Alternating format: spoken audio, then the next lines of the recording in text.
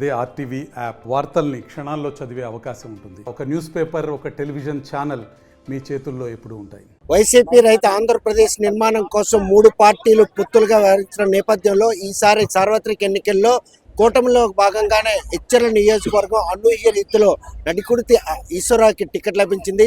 Etcherla TDP కంటుకొని ఉన్నటువంటి ఆ నియోజకవర్గంలో ఈసారి కమలం మాత్రం అది ఈరోజు విజయం సాధించేందుకు దోహదపడే అవకాశాలు మాత్రం అన్ని కూడా సర్దుకొని చెప్పుకోవచ్చు. మొదట్లో నాయకత్వం లేని టీడీపీకి ఈరోజు ఈశ్వరరావు రూపంలో ఈ నియోజకవర్గ నాయకుడు దొరికారనమాట ఈరోజు ఏంటంటున్నారు.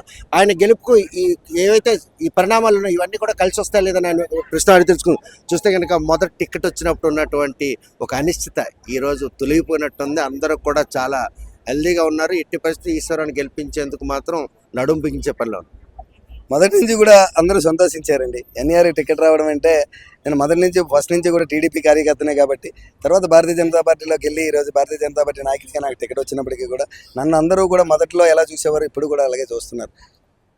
న్యాచురల్గా ఇక్కడ కొంతమంది పోటీ చేశారు, టికెట్లు ఆశించారు. వాళ్ళు టికెట్లు రాకపోవడంతో కాస్త 1-2 రోజులు ఇబ్బంది పడినా తర్వాత ఏదైనా నియోజకవర్గం ఈరోజు రాష్ట్రంలో పూర్తి న్యాయం జరిగిందంటే అది ఒక ఎచ్చెర్ల నియోజకవర్గానికే చంద్రబాబు నాయుడు గారు పూర్తి న్యాయం చేయగలిగారు. నాకు ఇక్కడ భారతీయ జనతా పార్టీ ఎమ్మెల్యే అభ్యర్థిగా నాకు భారతీయ జనతా పార్టీని టికెట్ ఇచ్చారు.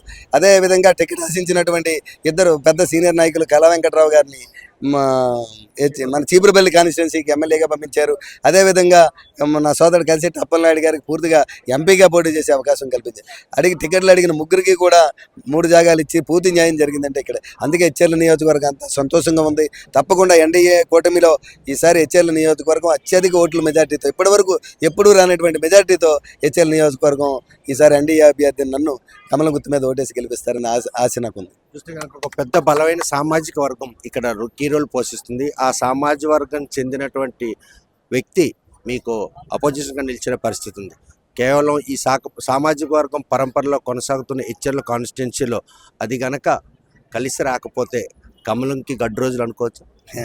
అసలు సామాజిక వర్గాలను ప్రసక్తే లేదండి. వాళ్ళు క్రియేట్ చేసుకున్నారు సామాజిక వర్గం అని. ఎచ్చెర్ల నియోజకవర్గంలో సామాజిక వర్గం అన్న ప్రసక్తి లేదు. మీరు ఎనాలిసిస్ చూడండి ఒకసారి, ఏ సామాజిక వర్గం ఎంత ఉన్నాయో. ఎచ్చెర్ల నియోజకవర్గం అన్ని కులాలతో కూడినటువంటి నియోజకవర్గం కాబట్టి మొదటి నుంచి కొంతమంది నాయకులు అందులో ఉండడం వల్ల మాది అనుకున్నట్టు ఉన్నారు. ఈరోజు అందరూ కూడా ఎచ్చెర్ల నియోజకవర్గంలో నాకు సీటు రావడం అందరూ కూడా సంతోషిస్తున్నారు.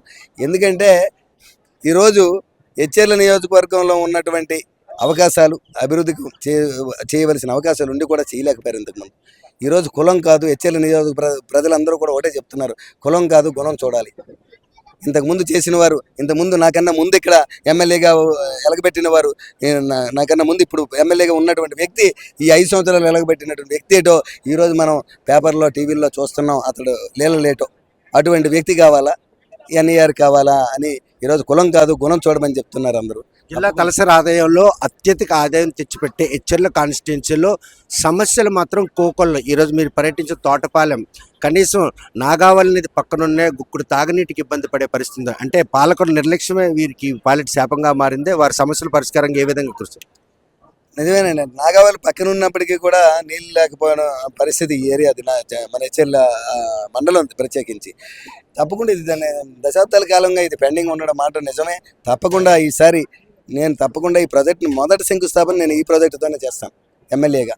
ఎందుకంటే నాకు నమ్మకం ఉంది, శక్తి ఉంది. నాకు పూర్తిగా ఒక పక్క రాష్ట్ర ప్రభుత్వం చంద్రబాబు నాయుడు గారి ఆశీస్సులతో పాటు కేంద్ర ప్రభుత్వాన్ని ఒప్పించి అక్కడి నుంచి నిధులు తీసుకొచ్చే అవకాశం నాకు భారతీయ జనతా పార్టీ ఎమ్మెల్యేగా నాకు అవకాశం ఉంది. కాబట్టి నేను తప్పకుండా ఈ ప్రాజెక్టుని కంప్లీట్ చేసే బాధ్యత నాది. ప్రతి ఇంటికి కూడా, ప్రతి అక్కజిల్లకు కూడా నీరు ఇచ్చే బాధ్యత నాది. 193 కిలోమీటర్ల తీరం చిక్కోలు జిల్లాలో 70 కిలోమీటర్ల ఎచ్చెర్లకే పరిమితం. అటువంటి తీర ప్రాంతాల్లో ఈరోజు మత్స్యకారులు ఇతర రాష్ట్రాలకు వలసపోయే పరిస్థితుల్లో ఉన్నారు ఉపాధి లేక. అవునండి, నిజమే. సుమారు 15-20 వేల మంది వాటర్లో ఉన్నటువంటి మత్స్యకారులు సగం మంది పైగా మత్స్యకారులు బయటికి ఉపాధి కోసం వెళ్ళిపోతున్నారు. దాన్ని దృష్టిలో పెట్టుకునే మేము కేంద్రంకి, నేను భారతీయ జనతా పార్టీలోకి జాయిన్ అయిన తర్వాత కేంద్ర ప్రభుత్వానికి పలు రేఖలు రాసాం. చాలా మంత్రులందరికీ కూడా విన్నవించాం. అందులో భాగంగానే 300 కోట్ల రూపాయలతో ఈరోజు బుడగట్లపాలెం దగ్గర ఫిషింగ్ హార్బర్ కడుతున్నారు. ఫిషింగ్ హార్బర్ ఒకసారి స్టార్ట్ అయిపోతే, ఆల్రెడీ పనులు స్టార్ట్ అయ్యి హార్బర్ మొదలైపోతే, ప్రారంభం అయితే రేపు కొన్ని వందల మంది, విశాఖపట్నం లాగా ఇదో ఫిషింగ్ హార్బర్ అయిపోతే కొన్ని వేల మందికి ఉపాధి దొరుకుతుంది అక్కడ. అంతేకాదు అదొక్కటే కాదు, ఎక్కడెక్కడైతే చిన్న చిన్న వాటర్ రేవులు ఉన్నా మత్స్యకారులు మన కోవాడ కానీ అల్లివలస కానీ అలాగే ఇక్కడ వరకు వచ్చే విధంగా సుమారు 4-5 ప్రాంతాల్లో మన డీమచిలేశం కానీ కొన్ని ప్రాంతాల్లో మత్స్యకారులు వేటకెళ్లే విధంగా మినీ జెట్టీలు కట్టించే బాధ్యత కూడా నాది. అంతేకాదు వీళ్ళెవరూ అడగిన ప్రాజెక్ట్ ఒకటి నేను కలగంటున్న ప్రాజెక్ట్, నాకు ఈ కోస్టల్ క్యారిడార్ 70 కిలోమీటర్లు ఏదైతే ఉందో ఆ కోస్టల్ క్యారిడార్ అంతా కూడా ఒక నేషనల్ హైవేలాగా, ఒక సూపర్ క్యారిడార్గా, ఒక బీటీ రోడ్డుతో అనుసంధానం చేసి మన హైవే నుంచి 2 వైపులా అనుసంధానం చేసి దాన్ని ఒక క్యారిడార్ చేస్తాను. తప్పకుండా దానివల్ల ఏంటంటే మనకు పర్యాటక రంగం అభివృద్ధి చెందుతుంది, మన ట్రాన్స్పోర్ట్ ఈజీ అవుతుంది, ల్యాండ్ రేట్స్ పెరుగుతాయి, విపరీతమైన ఉద్యోగ అవకాశాలు మనకు వస్తాయి, వ్యాపార సంస్థలు వస్తాయి, ఉద్యోగ అవకాశాలు వస్తాయి. కాబట్టి ఆ ప్రాజెక్ట్ ఎట్టి పరిస్థితుల్లో 5 సంవత్సరాల కాలంలో తప్పకుండా చేసి తీరుతానని చెప్పి ఈ పరిణామాల నేపథ్యంలో టిక్కెట్ ప్రకటించిన రోజుకి ఈ రోజుకి కాన్ఫిడెన్స్ లెవెల్లో ఏ పీక్ స్థాయిలో? ఆ రోజు ఎలా ఉన్నాము, ఈ రోజు అంతే స్థాయిలో ఉన్నామండి. మాలో ఎక్కడ తేడా లేదు. కాకపోతే మేము ప్రజల దగ్గరికి వెళ్తున్న రీతిలో మమ్మల్ని ప్రజలు ఆదరించే విధానం చాలా సంతోషంగా ఉంది. ఎందుకంటే ప్రజలకి అందరికీ నమ్మకం ఉంది. ఎన్ఈఆర్ ప్రజలే కోరుకున్నారు, ఎన్ఈఆర్కి అవకాశం రావాలని వారు మనసుల్లో కోరుకున్నారు కాబట్టి సాధ్యమైంది, లేకపోతే నాకు ఇది వచ్చేది కాదు. ఈరోజు వాళ్ళ మాట నిజం అవుతుందని అందరికీ కూడా సంతోషం. తప్పకుండా ప్రజలు ఏదైతే నన్ను ఆశించి ఈరోజు నన్ను ఆశీర్వదిస్తున్నారో తప్పకుండా వాళ్ళ ఆశ నెరవేరుస్తాను, వాటి కోసం కృషి చేస్తాను. రాజకీయ గురువు మీ ప్రచారంలో భాగస్వామి అవుతారా ఈ మధ్యకాలం? తప్పకుండా అండి, 2-3 సార్లు కలిసాం. ఆయన కూడా అక్కడ కాస్త బిజీగా ఉన్నారు, కొత్త నియోజకవర్గం ఆయనకి, దాని మీద అంటే విపరీతమైన హార్డ్ వర్క్ చేయవలసి వస్తుంది. అక్కడ ఉన్నారు. ఎందుకంటే ఆయన మా గురువు గారు ఎదుర్కొంటున్న సీటు మామూలు సీటు కాదు కదా. అక్కడ ఉన్న ప్రత్యర్థిని ఎదుర్కోవాలి అంటే కళా వెంకట్రావు గారు అక్కడ సరైన క్యాండిడేట్ని చంద్రబాబు నాయుడు గారు ఎంచుకొని మరి ఆయనకి ఆ సీట్ ఇచ్చారు. తప్పకుండా ఆయన కూడా మంచి మెజార్టీతో ఘన విజయం సాధిస్తారు. రాజకీయ ఓర్నిమాలు నేర్చుకున్నటువంటి ఎవరైతే కళా వెంకట్రావు లో పాల్గొంటారో ఆ పాల్గొనే క్రమంలో ఇచ్చర్ల నియోజకవర్గం సమస్యల పరిష్కారానికి ఎన్డీఆర్ గెలుపు ఎంతైనా దోహదపడాలి.